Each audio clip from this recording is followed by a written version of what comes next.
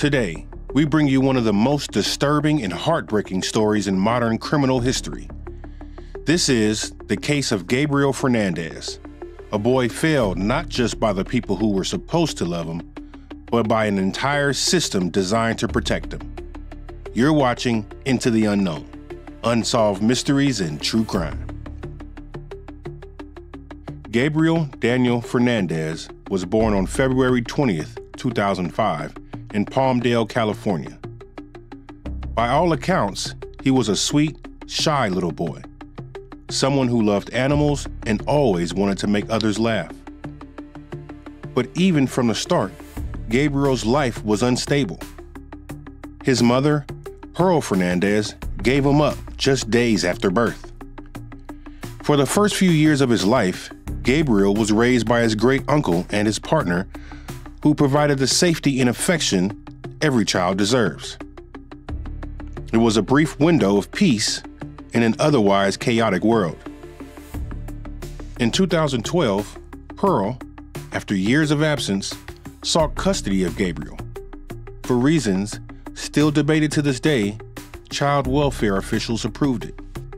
Despite no history of stable parenting, and despite repeated warnings from family members who feared for Gabriel's safety, he was handed over to Pearl and her boyfriend, Isauro Aguirre.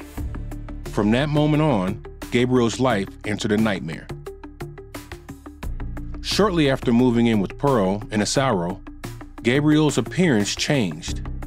He began arriving at school with bruises.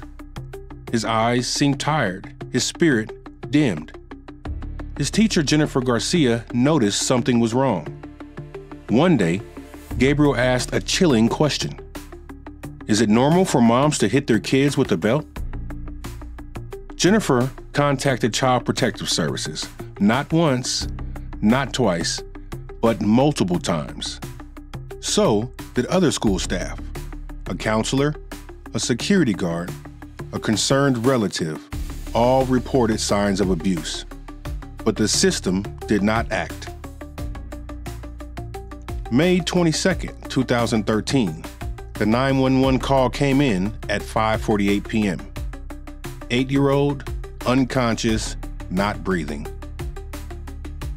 When paramedics arrived, Gabriel's body told a story no child should ever live. Fractured ribs, a cracked skull, cigarette burns, BB pellets fired at close range and embedded into his lungs and groin. He was taken to Children's Hospital Los Angeles, and for 2 days, doctors did everything they could. But on May 24th, Gabriel was declared brain dead. He had just finished 2nd grade. Isauro Aguirre was charged with first-degree murder with special circumstances of torture. In court, he showed little remorse. A jury found him guilty, and he was sentenced to death. Pearl Fernandez took a plea deal to avoid trial. She received life in prison without parole. But Gabriel's death was not just a case of parental cruelty. It was a collective failure, a failure by the Los Angeles County Department of Children and Family Services, by law enforcement, and by the legal system itself. But the outrage didn't stop there.